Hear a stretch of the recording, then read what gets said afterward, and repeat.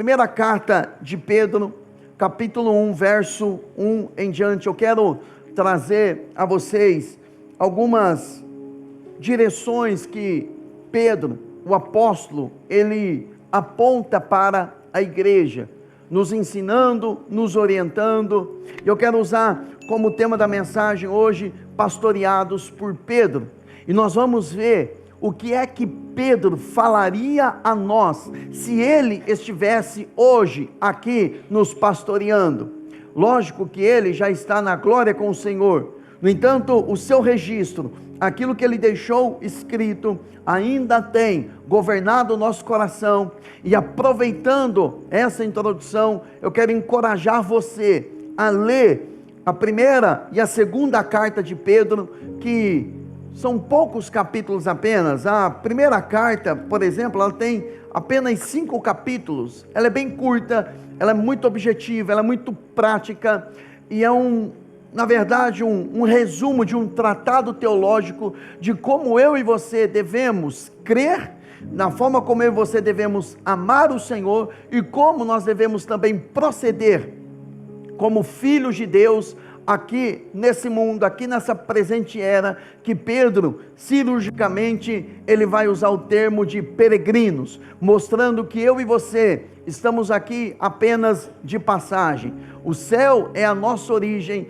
viemos de lá, o Senhor nos criou, Ele nos deu um plano, um propósito para a nossa vida, e nós estamos também a passos largos caminhando para lá, e o dia está chegando, amém, irmãos? Quando menos esperar, o Senhor voltará para resgatar a sua igreja, ou quando menos esperar também, fecharemos os olhos nesse mundo e estaremos eternamente com Ele. Os dias estão acelerados, os dias estão passando, e eu e você precisamos guardar o nosso coração à luz da palavra de Deus, para desfrutarmos daquilo que Ele tem para nós. Então, vamos ver o que Pedro falaria a nós. Versículo 1, eu vou ler na NVT, tá bom? Primeira carta de Pedro, capítulo 1, verso 1, ele diz assim: eu, Pedro, apóstolo de Jesus Cristo, escrevo esta carta aos escolhidos que vivem como estrangeiros na província de Ponto, Galácia, Capadócia, Ásia e Bitínia. Deus, o Pai, os conhecia de antemão e os escolheu, e o Espírito os santificou para a obediência e a purificação pelo sangue de Jesus Cristo, que vocês tenham cada vez mais graça e cada vez mais paz. 1 de Pedro 5,12, eu queria ir lá para o finalzinho. 1 de Pedro 5,12, ele fala aqui o objetivo dele escrever essa carta. O verso 12, 1 de Pedro 5,12, escrevi e enviei esta breve carta com a ajuda de Silas, a quem lhes recomendo como irmão fiel. Meu objetivo ao escrever é encorajá-los e garantir-lhes que as experiências pelas quais vocês têm passado são verdadeiramente parte da graça de Deus. Permaneçam firmes nessa graça. Irmão, só a leitura desse versículo, poderemos fechar a Bíblia aqui, ir embora para casa e já estaríamos plenos e com entendimento aberto para aquilo que Deus tem para a nossa vida. Ele mostra que o objetivo dele escrever essa carta era encorajar aqueles irmãos, garantir que as experiências pelas quais eles estavam passando, verdadeiramente faziam parte da graça de Deus. E ele finaliza o verso 12 dizendo: permaneçam firmes na graça de Deus. O que é a graça? Favor imerecido. A graça, ela tem duas vertentes. Ela tem o direcionamento de favor imerecido, que é o que Deus fez por mim, que eu não merecia. E a graça também, ela tem a vertente de ser capacitadora. Ela nos capacita para não vivermos mais na prática do pecado, e andarmos em liberdade, e andarmos em comunhão com Ele. Agora, voltando para o capítulo 1, Pedro, que é obviamente o autor dessa carta, Pedro era alguém como eu e você. Pedro teve altos e baixos. Pedro foi chamado primeiramente para ser pescador de homens. Pedro tornou-se discípulo. Depois de ele tornar-se discípulo, ele tornou-se apóstolo, enviado. Pedro, ele tinha, antes mesmo dele passar por um processo de transformação, Pedro, ele teve momentos em que ele falava sem pensar, falava sem refletir, tinha momentos em que ele parecia que tinha uma fé gigante, depois ao mesmo tempo tinha uma fé definhada. Ele disse para Jesus: se é o Senhor mesmo andando sobre as águas, então diga que eu vá contigo. E Jesus disse: então venha. E ele desceu e caminhou sobre as águas, ele caminhou em fé. Depois ele começou a olhar para a realidade natural e ele começou a afundar-se. E aí ele pede ajuda do Senhor, o Senhor o levanta, o abraça e o leva de volta para o barco. Pedro era alguém que disse para Jesus: eu estou pronto de ir contigo até a morte. E depois ele negou Jesus.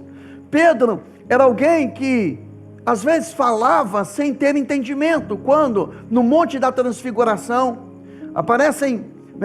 Jesus, ele está com o rosto dele glorificado, e a Bíblia diz que apareceram Elias e Moisés ali, representando a lei e os profetas, e a Bíblia diz que Pedro disse: olha, Senhor, bom é estar aqui, o Senhor quer que eu faça uma tenda para ti, uma tenda para Moisés, uma tenda para Elias? Ele estava, na verdade, colocando Elias e Moisés no mesmo nível de Jesus, e aí ele é repreendido, porque ele não sabia o que ele estava falando.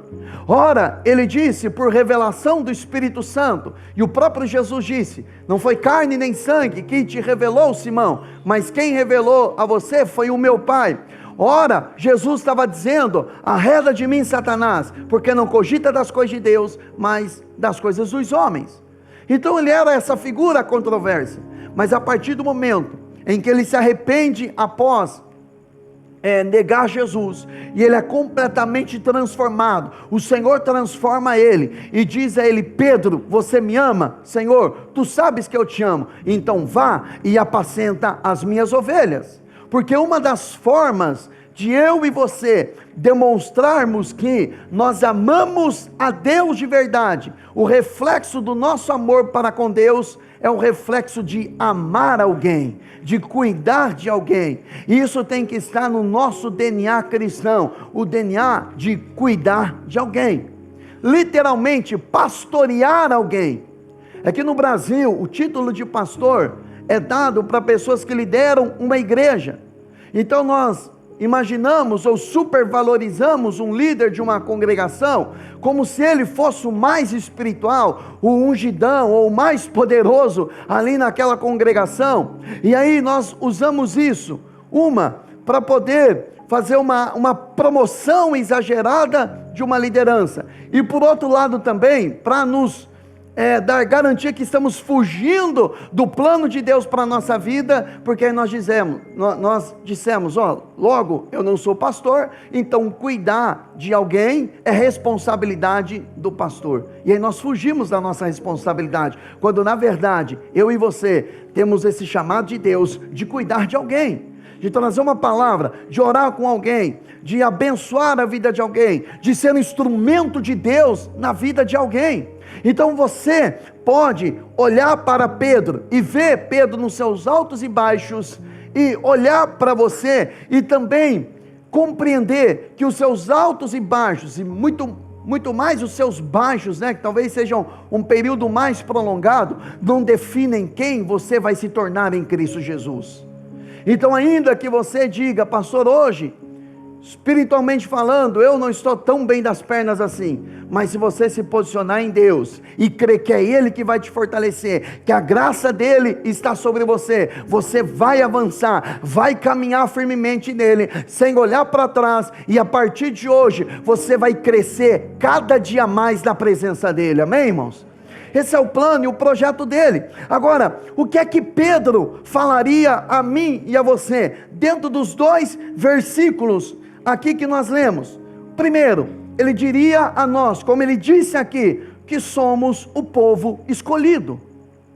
Eu e você estamos aqui não por uma escolha nossa, embora nós devamos também interagir com a graça de Deus, interagir com o chamado de Deus, mas eu e você não tínhamos condições de estarmos aqui, mas a graça de Deus foi revelada ao nosso coração, fomos convencidos pelo Espírito Santo, que precisávamos de Jesus, que precisávamos dele, ele abriu a porta do nosso coração, entregamos a nossa vida para Jesus, mas esse ato começou nele, porque ele nos escolheu. Você está aqui porque você foi uma escolha de Deus, amém, irmãos? Embora há textos que nos mostrem e nos provem também que algumas pessoas elas podem provar do poder do Espírito Santo, como Hebreus 6 diz, elas podem crescer espiritualmente falando, elas podem provar dos dons do Espírito, de coisas poderosas em Deus, e mesmo assim, com o passar do tempo, falta de vigilância, perca do primeiro amor, desprezo à palavra, ou fazer das coisas de Deus, coisas naturais, coisas corriqueiras, e aí começar a ter uma vida relapsa e relaxada, elas podem fazer como Pedro disse, a porca volta para a lama, ou o cachorro que lambe o seu próprio vômito. Assim é aquela pessoa que conhece a Deus, teve uma experiência com ele, e essa pessoa retrocede, mas a verdade é que o próprio Jesus, ele também disse, em João 15,16, vocês não me escolheram, mas eu os escolhi, para irem e darem fruto, fruto que permaneça, a fim de que o Pai lhes conceda o que pedirem em meu nome. Então, o que é que Jesus está dizendo aqui? Ele está dizendo primeiro, para os discípulos, aqueles que estavam à volta dele, aqueles que estavam ali para ouvi-lo, para buscá-lo, ele disse, olha, não foram vocês que me escolheram, eu que escolhi vocês. Irmãos, ser escolhido por ele, para entender a escolha, você tem que entender a rejeição. Você já foi rejeitado? Você vai fazer uma entrevista, nessa entrevista tem 20 pessoas para uma vaga, e essas 20 pessoas passam por uma entrevista, e você não é escolhido para aquele cargo, é um tipo de rejeição, por quê? Escolheram a outra pessoa, e não escolheram você. Você vai jogar um futebol com seus amigos, tiram para o ímpar, vamos escolher, aí escolhe o A, escolhe o B, escolhe o C, e aí você é o último, não sei o porquê, né? Mas você é o último para ser escolhido, e quando é escolhido, às vezes fica até de fora, fica esperando, né? Agora, é um processo de escolha, um foi escolhido, o outro não. Agora, olhar por esse prisma, de entender o seguinte, puxa vida, o próprio Jesus me escolheu. Meu irmão, se você não valorizar isso, você não vai valorizar as outras coisas na sua vida. Se você não valorizar a escolha, se você não valorizar que Deus na sua presciência, antes de realmente escolher, de criar você, Ele já lhe escolheu, eu não sei mais o que você vai valorizar. Geralmente quando eu estou pensando a esse respeito, ou num ambiente de oração, num tempo de oração, de comunhão, quando eu leio a palavra de Deus a respeito disso, o meu coração se alegra, de saber que eu estou aqui, não por meritocracia, não porque eu mereço, não porque eu sou bonzinho, não porque eu faço as coisas certinho, mas eu estou aqui porque Ele me escolheu. Agora, Ele me escolheu, e Jesus ele disse, para quê? Para irem e darem fruto. Que tipo de fruto? O fruto que permaneça. E aí sim, quando eu começo a frutificar, e o que é frutificar? Olha no versículo 17, João 15:17, este é o meu mandamento, amem uns aos outros. Então qual é o fruto da escolha? Qual é o fruto de permanecer nele? Eu permaneço nele quando eu estou amando os meus irmãos. E amando não é encebar ninguém. Amar alguém não é você ficar alisando essa pessoa. Amar alguém é você falar a verdade, é você cuidar da pessoa, é você fazer aquilo que está dentro do seu alcance, dentro da sua esfera de atuação. É quando você decide amar aquela pessoa, não porque ela te beneficia, ou ela é boa, ou ela é ruim. Você ama ela, por quê? Porque você foi escolhido por Deus, porque Ele encheu o seu coração de amor, e Ele disse, vai e dê fruto. E qual é o fruto? Amar as pessoas como Ele amou você. É perdoar as pessoas como Ele perdoou você. Agora, não é simplesmente amar por um tempo. Ele está dizendo, vocês vão dar fruto, e fruto que permaneça, a fim de que o Pai lhe conceda aquilo que vocês pedirem em meu nome. Algumas das nossas orações, elas não são ouvidas, e durante muito tempo eu também pegava esse versículo, e eu enxergava só a parte de pedir em nome de Jesus, porque o Pai vai conceder, pedir em nome de Jesus, e o Pai vai conceder. E aí dizia, não, em nome de Jesus Ele vai me dar isso, em nome de Jesus Ele vai me dar aquilo, porque Ele disse isso, mas se você olhar o contexto, Ele está dizendo que Ele vai dar, se, no verso 17, você amar os seus irmãos, se você dá esse fruto de amor, porque Ele não vai nos dar as coisas que nós estamos pedindo, simplesmente para mostrarmos para alguém que somos mais espirituais, que somos especiais, que enfim, Ele ouve e atende às nossas orações. Não, Ele fala isso a partir do ato em que eu amo aqueles que estão à minha volta. Então entenda algo, nós somos escolhidos por Ele, amém, irmãos? Somos escolhidos de Deus, Ele nos escolheu, Ele nos chamou. Então voltando para a primeira carta de Pedro, capítulo 1, então ele vai dizer que essa carta, ela foi uma carta que foi enviada aos escolhidos, mas ela é uma carta também que foi enviada aos estrangeiros, ou aos peregrinos. O que é um peregrino? Ou o que é um estrangeiro? É alguém que está numa terra que não é a origem dele, alguém que está em uma terra que não pertence a ele, que ele está ali temporariamente. Eu gosto de uma expressão do Hernando Dias Lopes, que ele explicando esse versículo, ele usou essa frase, pés nos vales, mas o coração nos céus. Ou seja, nós estamos aqui nessa terra como peregrinos, mas a nossa estadia eterna não é esse lugar, a nossa estadia eterna não é aqui. Peregrino dá a ideia de alguém que está passando, alguém que está caminhando. Lembrei do livro do John Bunyan, O Peregrino. Alguém já leu esse livro? Quem já leu esse livro?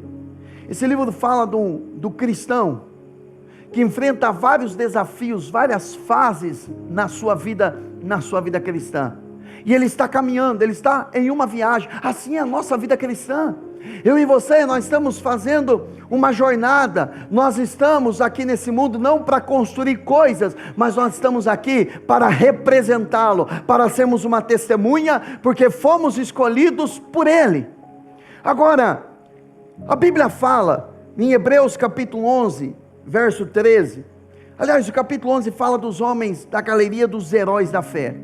No versículo 13 ele diz assim, olha, todos estes viveram pela fé, na NVI, e morreram sem receber o que tinha sido prometido, viveram-no de longe, e de longe o saudaram, reconhecendo que eram estrangeiros e peregrinos na terra. Lendo todo o contexto, o que é que está se referindo aqui esse versículo? A uma vida de passagem, mostrando, firmando que aqueles que vivem pela fé são aqueles que reconhecem que estão aqui apenas como peregrino. Há uma herança nos céus para nós, amém? Embora tenha promessas de Deus que Ele vai cumprir nessa terra, vida abundante, tem muita coisa de Deus que nós vamos viver aqui, tem muitas promessas que vão se concretizar aqui, mas até mesmo as promessas dEle, que Ele realiza em nós, a graça dele se manifesta em nós, aqui nessa terra, eu não posso me apoiar nas coisas que ele fez por mim aqui. Eu tenho que agradecer, ser grato por tudo que ele fez, pela família, pelos filhos, pela comunhão, pelos irmãos, pela provisão, por uma cura, por uma libertação, por uma transformação, mas eu preciso entender que eu estou aqui de forma peregrina. Amém, irmãos? Então, se Pedro estivesse aqui nos pastoreando, ele iria dizer a nós: tira o coração desse mundo, porque você não é daqui. Você está aqui apenas de passagem. Não tem como pensar a respeito de ser peregrino e não lembrar de Daniel. Daniel foi alguém que viveu mais de 70 anos na Babilônia. Ele recebe uma herança espiritual, pecados antepassados. Na época, Daniel ainda era um pré-adolescente, e a nação de Israel entra debaixo do juízo de Deus. Os babilônios invadem Israel, pegam os melhores homens, aqueles que viviam no palácio, aqueles que tinham uma desenvoltura melhor, pegaram aqueles homens e levaram para viver no palácio do rei. E Daniel, ele também está nesse grupo. Só que o Daniel, apesar de ser um adolescente, um pré-adolescente, como diríamos hoje, o coração dele não estava na Babilônia. Daniel, apesar de muito jovem, o coração dele estava em Jerusalém, estava no Senhor. Quando ele é colocado para provar os manjares do rei, ele rejeita tudo aquilo, porque ele estava demonstrando que ele não queria aquilo que a Babilônia estava oferecendo. Isso fala da renúncia.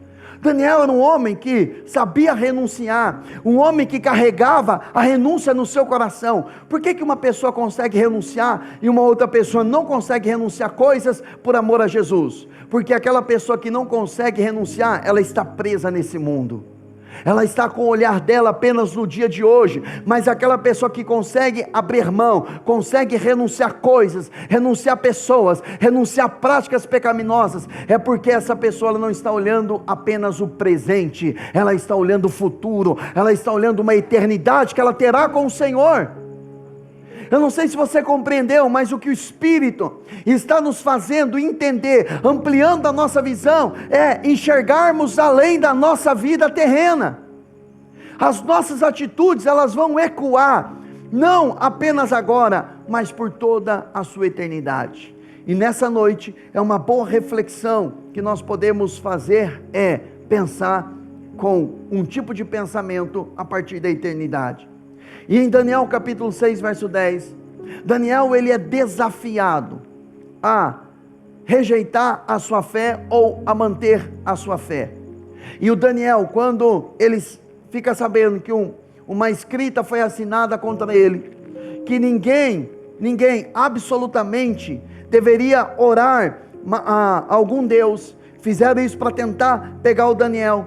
Daniel, a Bíblia diz que ele vai até o seu quarto, fecha as portas, ele entra no seu quarto, que era no andar de cima, e ele abre as janelas em direção a Jerusalém, e ele orava 3 vezes ao dia, ele se ajoelhava.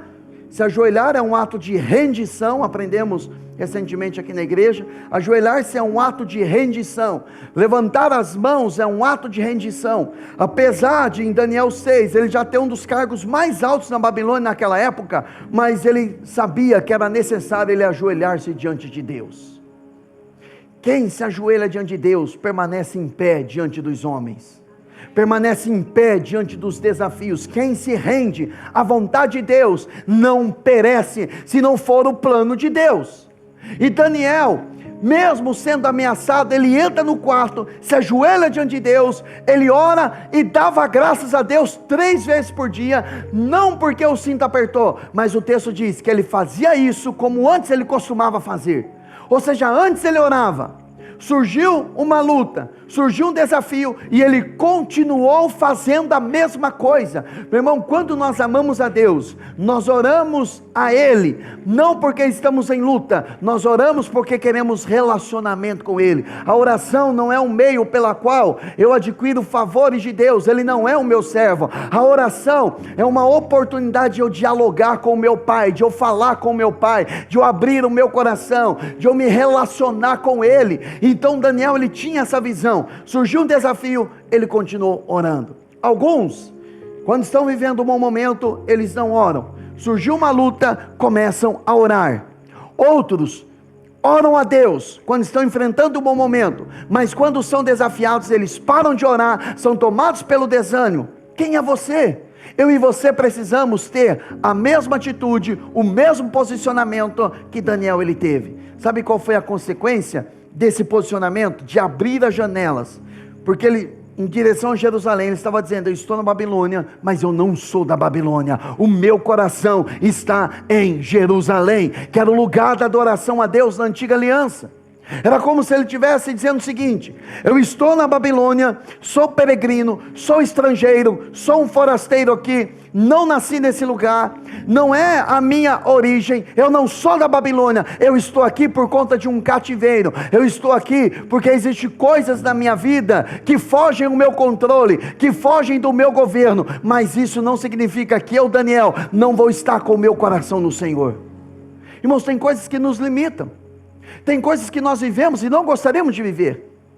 Tem coisas que nós devemos passar que nós não gostaríamos de passar. Tem situações, circunstâncias que nós estamos passando que nós não entendemos, que nós não compreendemos. Mas a partir do momento em que nós entregamos a nossa vida para Jesus, ainda que as coisas não estejam acontecendo da nossa forma, da nossa maneira, do nosso jeito, dentro do nosso plano, dentro do nosso propósito, Ele ainda continua tendo todas as coisas sob controle. Ele continua governando você. Ele continua governando o seu coração. Meu irmão, tem muitas coisas que estão acontecendo, que aconteceram na minha vida, que fugiram do meu controle, que não era o que eu cria, não era o que eu sonhava, não era o que eu esperava, não era a minha expectativa. Mas existem situações na nossa vida que Deus, Ele nos frustra. Estou dizendo de alguém nos frustrar, mas às vezes o próprio Deus, Ele nos frustra. Por quê? Porque estamos caminhando longe do plano dEle. Embora eu disse que eu ia focar aqui em Pedro, mas em em Salmo 33, foi uma palavra que recentemente o Senhor trouxe ao meu coração, num momento de oração, de contemplação a Ele. Salmo 33, a partir do versículo 10, a Bíblia diz assim: o Senhor desfaz os planos das nações e frustra os projetos de quem? Dos povos. Estão lendo aí? Isso, 33, 10.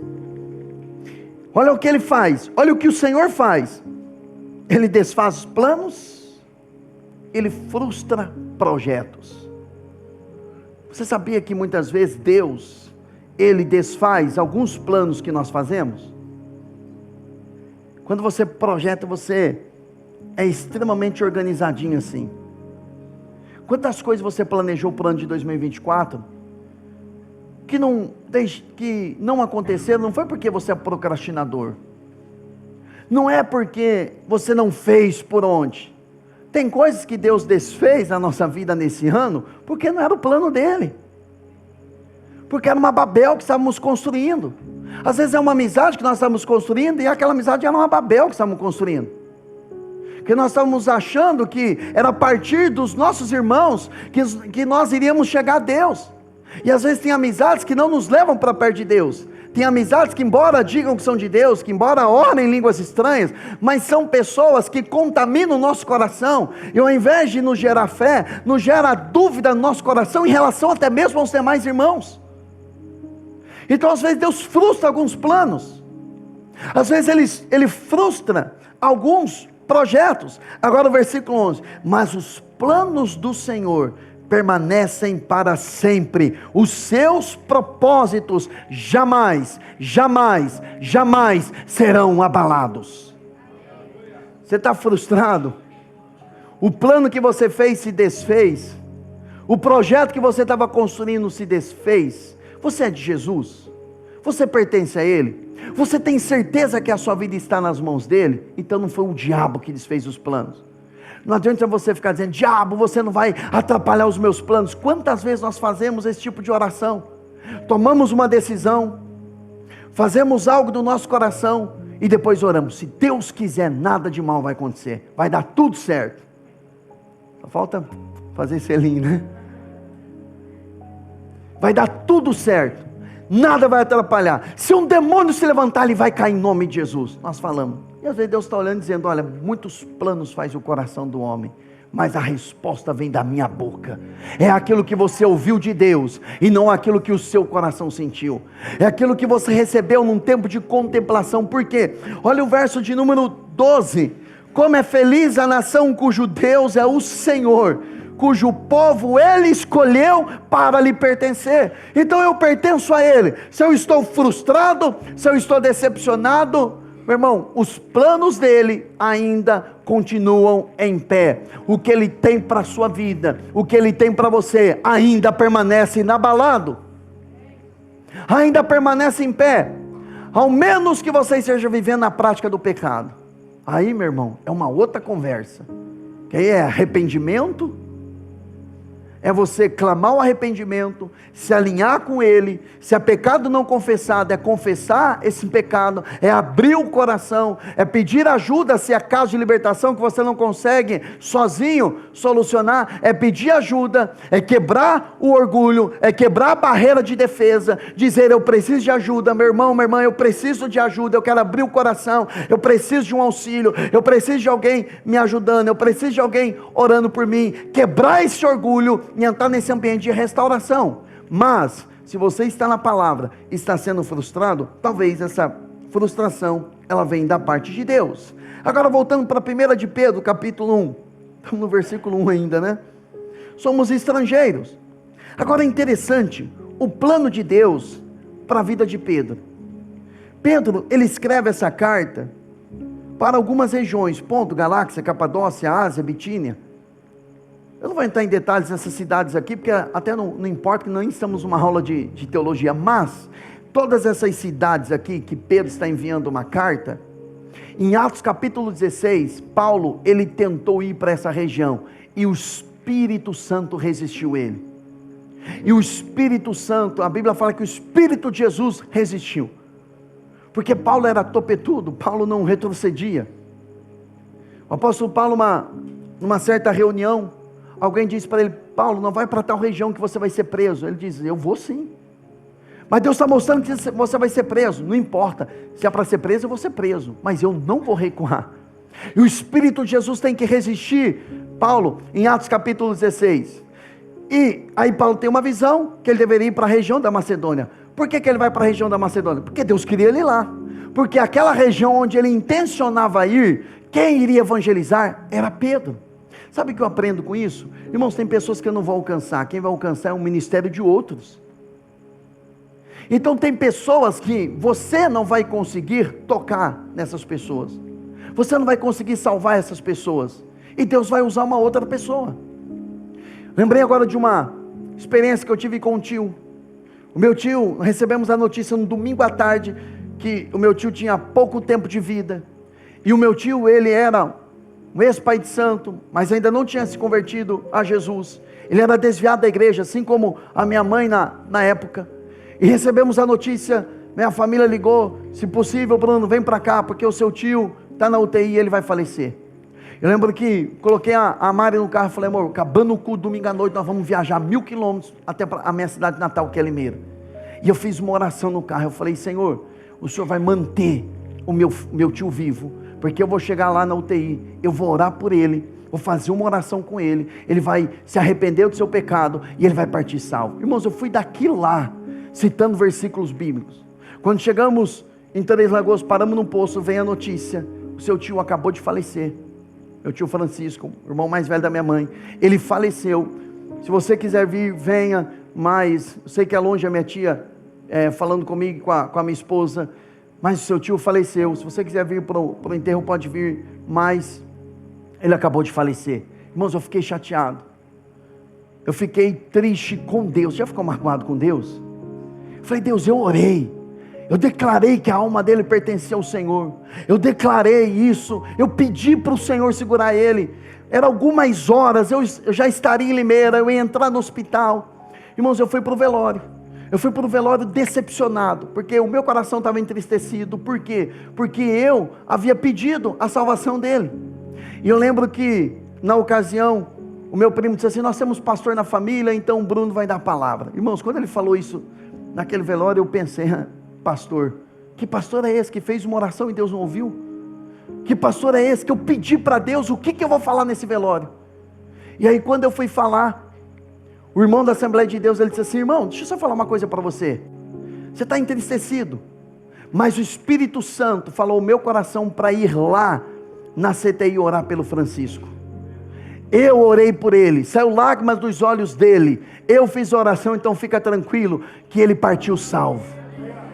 Irmãos, aquilo foi um tapa na minha cara, porque eu estava querendo que Deus fizesse a obra do meu jeito.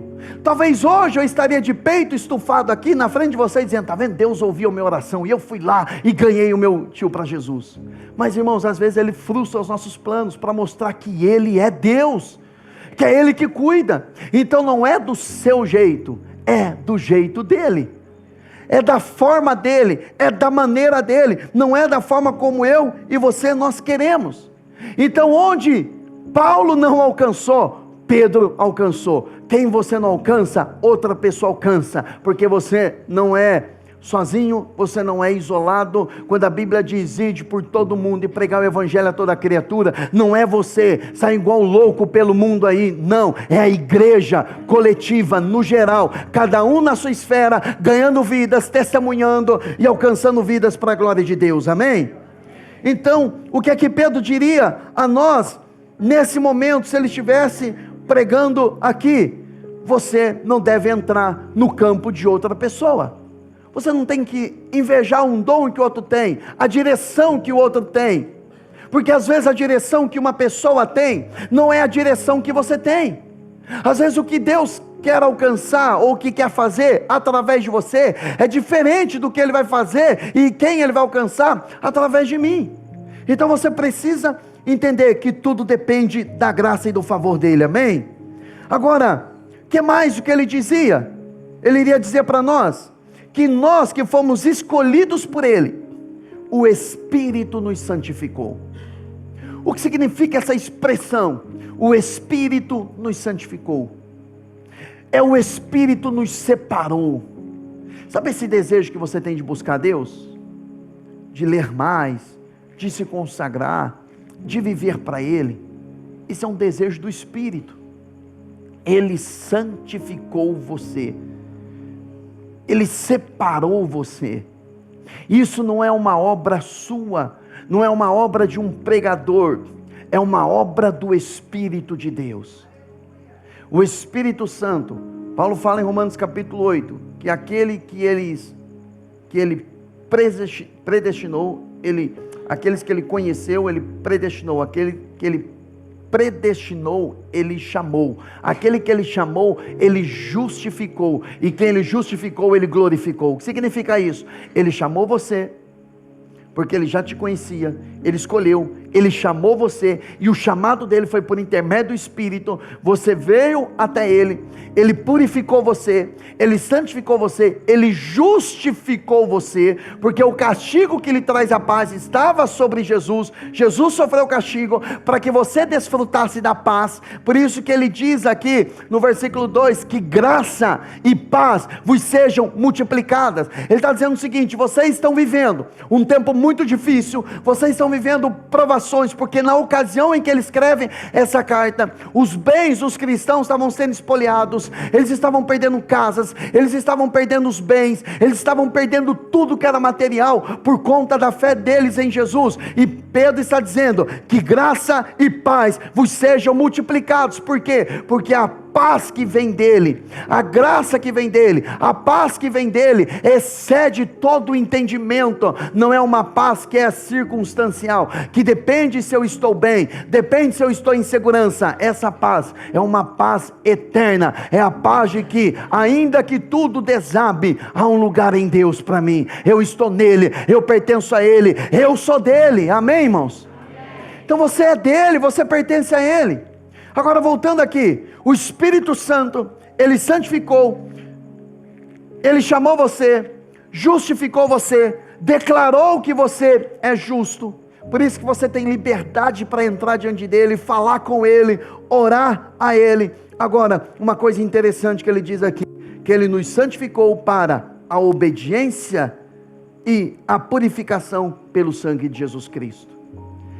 Ele escolheu você, Ele mostra para você que você está aqui de forma peregrina, Ele lhe santificou, mas para você caminhar em obediência.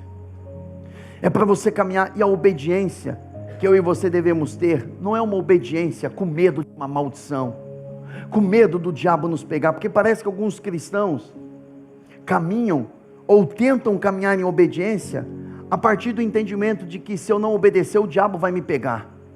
Bom, se você obedece, por esse prisma, por essa ótica, por esse viés, por esse entendimento, você está distante do que é o evangelho da graça de Deus, porque você tem que obedecer Ele, porque você o ama, você tem que obedecer Ele, porque você sabe que a diretiva dEle, caminhar com Ele, é o melhor para você. Você já disse para o seu filho, olha, não faça isso, aí seu filho diz assim, mas por quê? Aí você sabe tentar explicar, não vai adiantar, porque de repente tem coisas que ele não entende, aí você diz assim, não, porque o papai sabe o que é melhor para você, o papai é mais velho do que você, não está entendendo nada, e às vezes nós não entendemos o porquê de obedecer, mas Ele sabe o que Ele está fazendo, e quando amadurecermos, irmão, quanto mais você amadurece em Deus, você aprende o valor da obediência, e obedecer a Ele não é mais algo penoso, não é um peso sobre você, a obediência se torna algo que está dentro da sua filiação a Ele, está dentro do fruto do Espírito, que já está dentro de você. Agora, para encerrar, eu não poderia encerrar sem citar o versículo 6, o versículo 6 da primeira carta de Pedro diz o seguinte, portanto, alegrem-se com isso, ainda que agora, por algum tempo, vocês precisem suportar muitas provações. O que é que Pedro nos diria, se ele estivesse nos pastoreando? Vocês precisam suportar muitas provações. Pedro jamais nos diria, olha, vamos fazer aqui 7 semanas, para você se livrar do sofrimento. Mas ele diria a você, você vai passar muitas provações, mas você tem que suportar. Se fosse alguns crentes neopentecostais, eles diriam o seguinte, está amarrado em nome de Jesus. Se fosse um pentecostal, o sangue de Jesus tem poder, né? Isso não vai acontecer comigo, isso não vai acontecer na minha vida, mas nós precisamos ter um entendimento, que a provação ela tem um propósito, e olha o que ele fala, verso 7, elas quem? As muitas provações mostrarão que sua fé, ela é o quê? Que a sua fé, ela é autêntica. Vai para a NVT. Elas mostrarão que sua fé, ela é autêntica. Então, qual é o caráter de provações? Mostrar a qualidade da sua fé. Uma pessoa, quando ela está firmada em Jesus, ela enfrenta muita tribulação. Romanos 5,4 fala isso, que a tribulação ela produz perseverança. O crente verdadeiro, na tribulação, ele produz perseverança. Para aquele que vive de forma ilusória, emocionada, apenas por aquilo que ele está vendo, quando ele passa por tribulação, ele produz murmuração, ele produz reclamação, ele produz questionamento. Mas para o verdadeiro, quando ele passa por tribulação, ele produz. Quer produzir? É algo que é gerado dentro. Irmão, a tribulação ela tem um caráter de gerar, a partir da natureza de quem somos. Se somos verdadeiros, vai produzir perseverança. Se somos falsos, vai produzir desânimo, fraqueza, retrocesso, abandono. Então ele está dizendo que a provação ela serve para dar autenticidade para a nossa fé. Como fogo prova e purifica o ouro, assim sua fé está sendo experimentada, e ela é muito mais preciosa que o simples ouro. Isso resultará em louvor, glória e honra no dia em que Jesus Cristo for revelado. Embora nunca o tenham visto, vocês o amam embora nunca tenham visto, vocês o amam, e ainda que não vejam agora, creem nele, e se regozijam com alegria inexprimível e gloriosa, pois estão alcançando o alvo de sua fé. Qual é o objetivo da fé? A sua salvação. O propósito da fé é a sua salvação, e essa salvação aqui, ela é a salvação completa. Alma, corpo, espírito, em todas as áreas, Ele quer tocar você. Então, a sua fé, ela é mais preciosa do que o ouro, porque o ouro que nós podemos ter, a condição que podemos ter, o sustento que nós podemos ter hoje, ele tem um prazo de validade, mas a nossa fé, ela está nos levando a um ambiente de eternidade, que é um ambiente de salvação. Amém? Eu acho que Ele falou um pouquinho com você hoje, amém?